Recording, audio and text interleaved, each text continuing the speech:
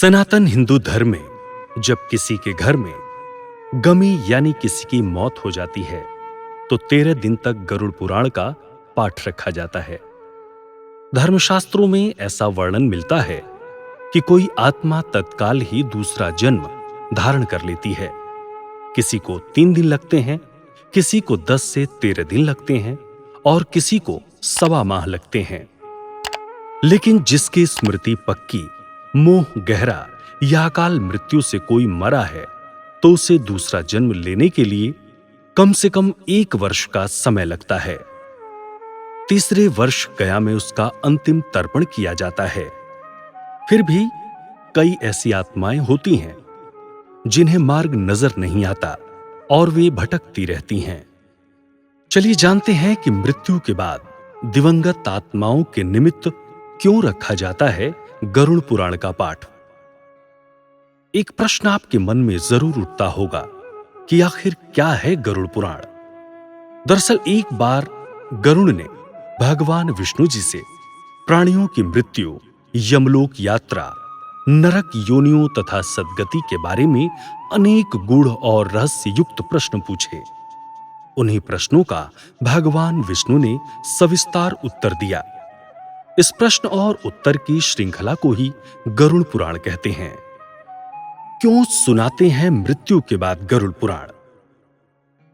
गरुड़ पुराण में मृत्यु के पहले और बाद की स्थिति के बारे में बताया गया है, इसलिए ये पुराण मृतक को सुनाया जाता है। 13 दिनों तक मृतक अपनों के बीच ही रहता है।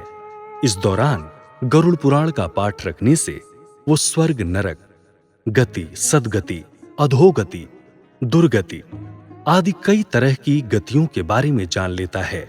आगे की यात्रा में उसे किन किन बातों का सामना करना पड़ेगा, कौन से लोक में उसका गमन हो सकता है, ये सभी वो गरुड़ पुराण सुनकर जान लेता है।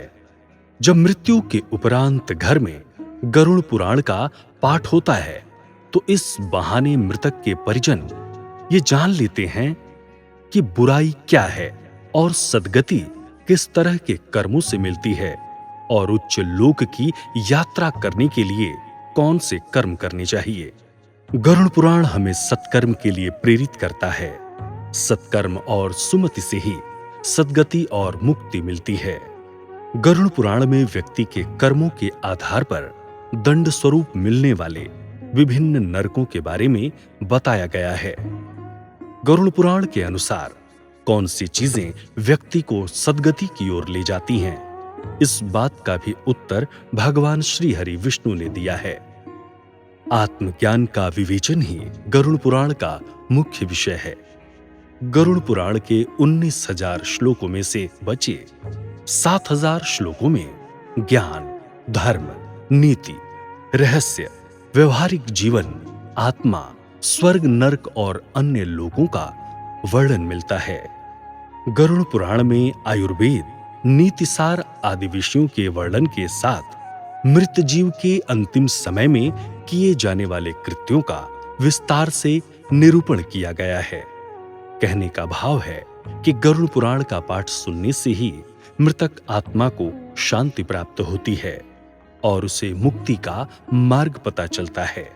वो अपने सारे संताप को भूलकर प्रभु मार्ग पर चलकर सद्गति प्राप्त कर या तो पितरलोक में चला जाता है या पुनः मनुष्य योनि में जन्म ले लेता है। उसे प्रेत बनकर भटकना नहीं पड़ता।